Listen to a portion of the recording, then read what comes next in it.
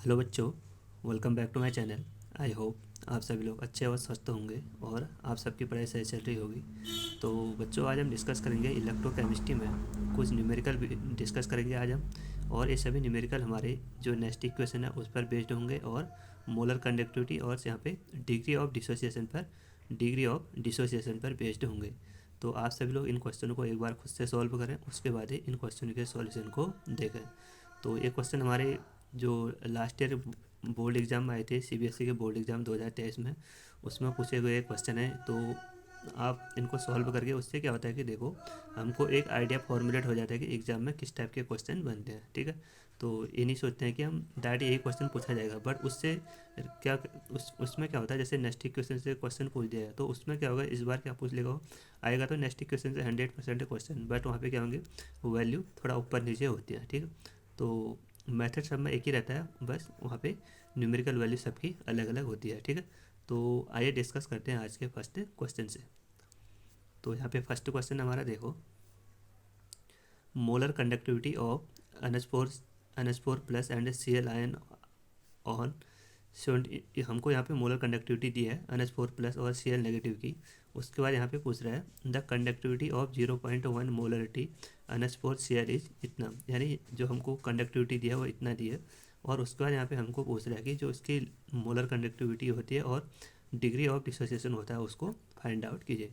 तो सबसे पहले हम यहाँ पे देखेंगे मोलर कंडक्टिविटी। मोलर कंडक्टिविटी को निकालने का फॉर्मूला होता है हमारा delta M is equal to kappa into 1000 upon C, 1000 upon M या सी। हम क्या होता है यहाँ पे मोलरिटी।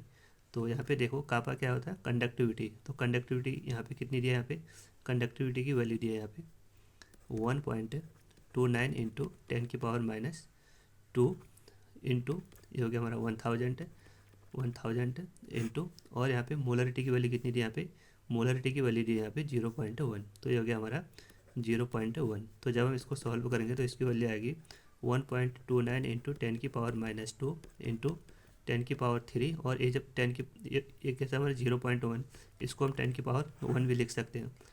तो ये जब 10⁻1 ऊपर जाएगा तो ये हो गया हमारा प्लस हो जाएगा, ये 10⁻+1 हो गया। तो यहाँ से जब इसकी वैल्यू कैलकुलेट करेंगे तो इसकी वैल्यू आएगी 1.29 इंटू 10 ये देखो बेस सबके सेम है, तो हम क्या करेंगे 3+1 को ऐड करेंगे तो ये हो गया हमारा 4, 10 ये हो गया हमारा 10⁻2 इंटू 10⁻4।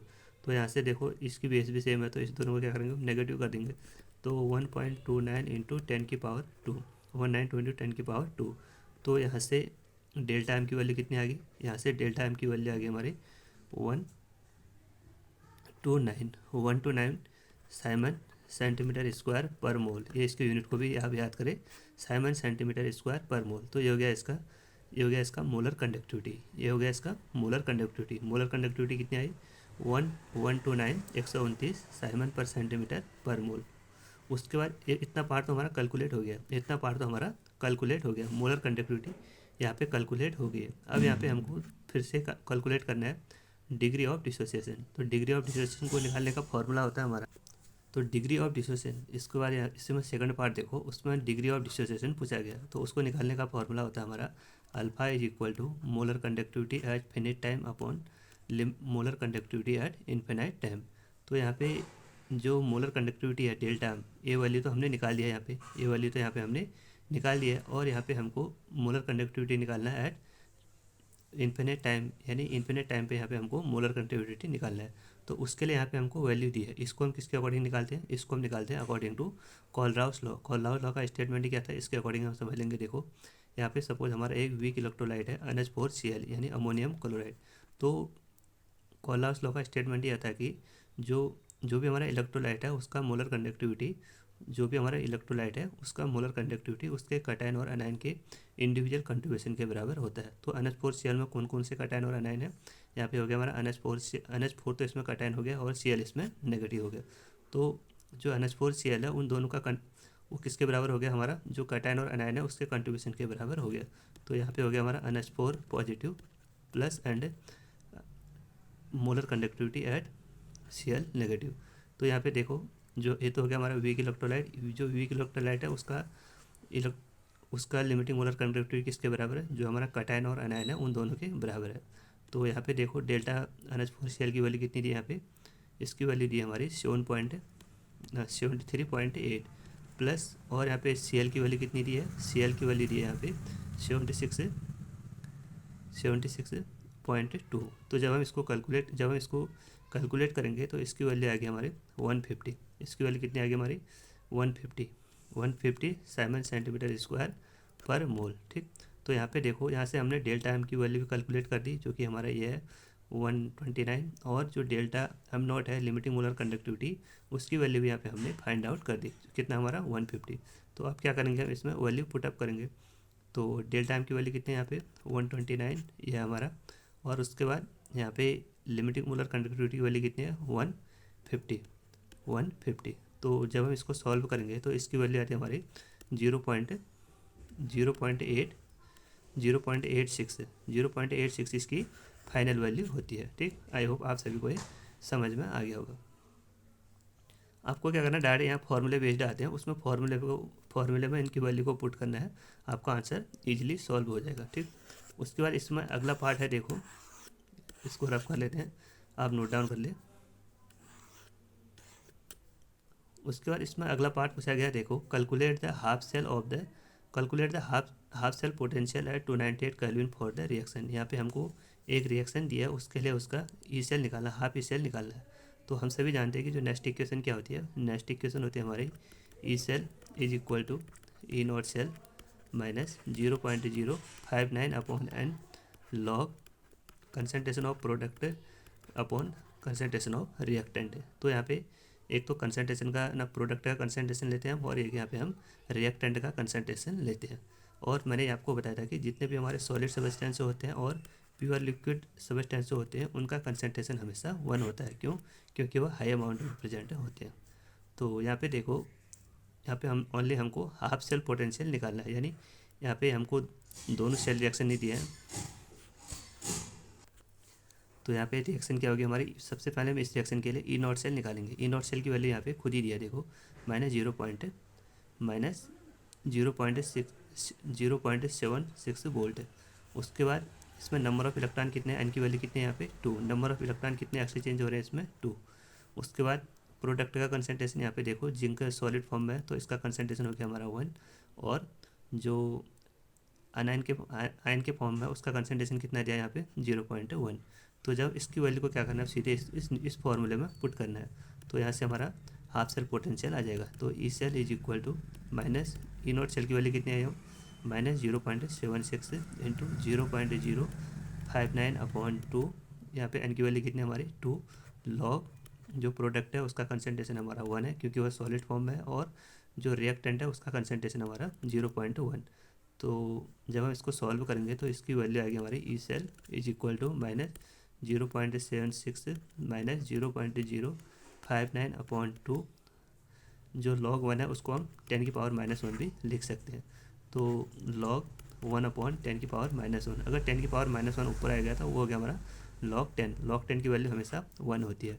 तो यहाँ से आएगा हमारा E cell is equal to -0.76 minus, जब हम इसको 2 से डिवाइड करेंगे तो यहाँ पे वैल्यू आ गई हमारी 0.02, ये हो गया हमारा 95, और लॉग 10 की वैल्यू कितनी हमारी 1। तो जब आप इसको सॉल्व करोगे तो यहाँ पे ई सेल की वैल्यू आ गई हमारी माइनस, इसकी वैल्यू कितनी आ गई यहाँ पे एक मिनट, ये हो गया हमारा -0.7895 वोल्ट, 0.7895 वोल्ट है। तो ये हो गया इसका फाइनल आंसर। आई होप आप सभी को समझ में आ गया होगा। तो आइए अब इसी से रिलेटेड एक और क्वेश्चन पूछा गया, जो कि क्वेश्चन हमारा ये। तो यहाँ पे देखो, सबसे पहले यहाँ पे कंडक्टिविटी दिया है, जो भी हमारा सेल है उसका कंडक्टिविटी दिया है यहाँ पे 8 × 10⁻⁵ पर साइमन्स पर सेंटीमीटर। उसके बाद यहाँ पे भी देखो, मोलर कंडक्टिविटी को फाइंड आउट करना है और डिग्री ऑफ डिसोसिएशन को फाइंड आउट करना है। डिक्टो वही क्वेश्चन है जो हमारा लास्ट क्वेश्चन पूछा गया था। यहाँ पे हमको देखो डेल्टा लिमिटिंग मोलर कंडक्टिविटी की यहाँ पे भी वैल्यू दी है, वहाँ पे तो हमने कैलकुलेट किया था, बट यहाँ पे हमको डायरेक्ट वैल्यू दी है 404 साइमन पर सेंटीमीटर मोल। तो यहाँ पे सबसे पहले हम इसकी मोलर कंडक्टिविटी निकालेंगे। तो मोलर कंडक्टिविटी को निकालने का फॉर्मूला होता है हमारा delta M is equal to kappa into 1000 upon C. C यानी मोलरिटी। तो कापा की वैल्यू कितनी है यहाँ पे 8 इंटू 10⁻⁻5 इंटू 1000 अपॉन, और यहाँ पे देखो मोलर कंडक्टिविटी कितनी है अपना मोलरिटी कितनी है यहाँ पे 2 इंटू 10⁻⁻3। यहाँ पे हमारा यहाँ पे हमारा कंसंट्रेशन। तो यहाँ से देखो जब हम इसको कट करेंगे तो ये हो गया हमारा 4, और ये हो गया हमारा ऊपर कितना हो गया यहाँ पे, जब ये वाली जब ऊपर जाएगी तो ये हो गया हमारा +3 10⁻+3। तो ये हो गया हमारा 4 इंटू 10⁻⁻5 इंटू ये हो गया हमारा 10⁻3 इंटू ये हो गया हमारा 10⁻3। तो यहाँ पे हो गया हमारा 4 इंटू 10⁻5 इंटू 10 ये कितना हो गया हमारा 6। तो यहाँ पे देखो बेस सेम है तो हम क्या करेंगे, इसको ऐड करेंगे। तो 4 इंटू 10⁻1, तो यानी यहाँ पे कितना हो गया हमारा 40। तो यहाँ से मोलर कंडक्टिविटी कितनी आ गई हमारी, यहाँ से मोलर कंडक्टिविटी आ गई हमारी 47 सेंटीमीटर स्क्वायर पर मोल। ठीक, तो अब हम क्या करेंगे, यहाँ से इसका डिग्री ऑफ डिसोसिएशन निकालेंगे। तो डिग्री ऑफ डिसोसिएशन को निकालने का फॉर्मूला क्या होता है हमारा, alpha is equal to molar conductivity upon limiting molar conductivity.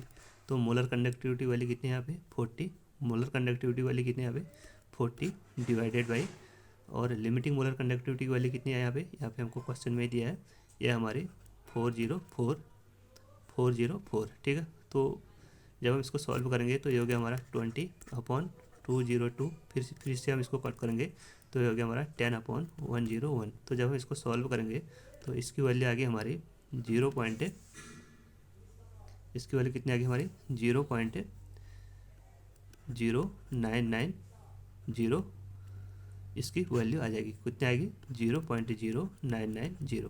ठीक है, तो ये हो गया इसका फाइनल आंसर। आई होप आप सभी को समझ में आ गया होगा। उसके बाद इसी में एक पार्ट और पूछा गया, देखो इसी में एक पार्ट और पूछा गया, तो उसको भी सॉल्व करते हैं। देखो वहाँ पे आपको क्या करना है, डायरेक्ट नेक्स्ट इक्वेशन में फॉर्मूले को पुट करना है। तो नेक्स्ट इक्वेशन में फॉर्मूला पुट करेंगे, वो फॉर्मूला क्या होता है हमारा नेक्स्ट इक्वेशन का, वो होता है हमारा E cell is equal to E naught cell minus 0.059 upon N log concentration of product का कंसनट्रेशन डिवाइडेड बाई रिएक्टेंट का कंसनट्रेशन। यहाँ पे सबसे पहले हम ई नॉट सेल को निकालना है। यहाँ पे सबसे पहले हमको ई नॉट सेल की वैल्यू को निकालना है। तो सबसे पहले हम यहाँ पे रिएक्शन लिखेंगे एनोड पे, रिएक्शन लिखेंगे सबसे पहले हम एनोड पे। एनोड पे क्या होता है हमेशा ऑक्सीडेशन यानी लॉस ऑफ इलेक्ट्रॉन, वहाँ पे इलेक्ट्रॉनों का हमारा लॉस होता है। तो यहाँ पे सबसे पहले देखो निकिल किस में कन्वर्ट हो रहा है, यहाँ पे निकिल +2 में यहाँ पे कन्वर्ट हो रहा है। और यहाँ पे टोटल इलेक्ट्रॉन कितने हो रहे हैं, टोटल कितने इलेक्ट्रॉन लॉस हो रहे हैं, टोटल 2 इलेक्ट्रॉन। उसके बाद यहाँ पे देखो सिल्वर टू आयन जब 2 इलेक्ट्रॉन को एक्सेप्ट कर रहा है तो सीधे सिल्वर मेटल में कन्वर्ट हो रहा है। ठीक, तो यहाँ पे देखो एन की वैल्यू टोटल कितनी है, एन की वैल्यू यहाँ पे हमारे 2। ठीक, एन की वैल्यू तो आ गई। अब यहाँ पे निकालेंगे ई नॉट सेल की वैल्यू को कैसे निकालते हैं हम, E naught cell is equal to reduction potential of cathode minus reduction potential of anode. तो यहाँ पे देखो ये तो हमारे कैथोड की रिएक्शन, एनोड की रिएक्शन है, और जो सिल्वर आयन वाली है ये हमारी कैथोड की रिएक्शन है। तो यहाँ पे देखो रिडक्शन पोटेंशियल, हमको दोनों टर्म रिडक्शन पोटेंशियल के टर्म में लिखने हैं। तो यहाँ पे रिडक्शन पोटेंशियल ऑफ कैथोड कितना दिया है यहाँ पे क्वेश्चन में, ये दिया हमको, ये दिया यहाँ पे हमको E naught cell is equal to reduction potential of cathode. यहाँ पे इसकी वैल्यू कितनी दी हमको 0.80 माइनस, और रिडक्शन पोटेंशियल ऑफ एनोड कितना दिया यहाँ पे, रिडक्शन पोटेंशियल ऑफ एनोड दिया यहाँ पे -0.25। तो E naught cell is equal to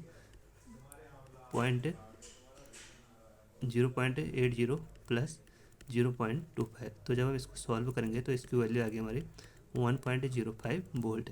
इतना इसकी वैल्यू आ गई, किसकी, ई नॉट सेल की वैल्यू। अब क्या करना है, सीधे इसकी वैल्यू को इसमें पुट कर लो। तो इसकी वैल्यू को इसमें पुट करेंगे तो यहाँ से हमको क्या निकालना है, सबसे पहले यहाँ से हमको निकालना है उसका स्टैंडर्ड गिब्स फ्री एनर्जी। उसको निकालने का फॉर्मूला होता है हमारा delta G0 is equal to -NF E naught cell. तो यहाँ पे n की वैल्यू कितनी है हमारी 2 और अब की वैल्यू कितनी दी कितनी है यहाँ पे क्वेश्चन में दिया है 96500 इंटू ई नॉट सेल की वैल्यू कितनी आई यहाँ पे ये हमारा 1.05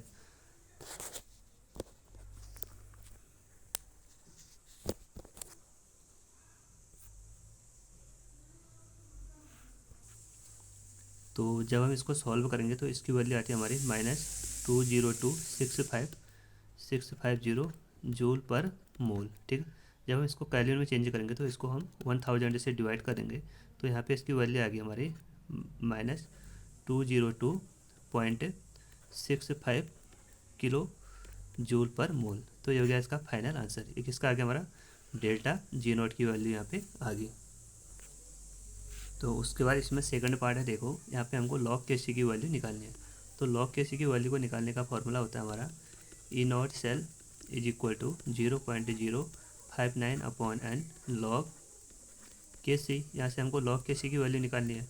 तो log K C is equal to n into E naught cell upon 0.059। तो यहाँ पे एन की वैल्यू कितनी थी हमारी 2, एन की वैल्यू थी यहाँ पे 2 इंटू ई नॉट सेल की वैल्यू कितनी हमारी 1.05 और इसकी वैल्यू होगी हमारी 0.059।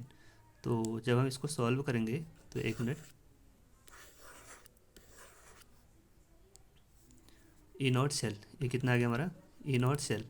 तो जब हम इसको सॉल्व करेंगे तो इसकी वैल्यू कितनी आएगी यहाँ पे, इसकी वैल्यू एक मिनट इसको आप सॉल्व करो। तो यहाँ पे हो गया हमारा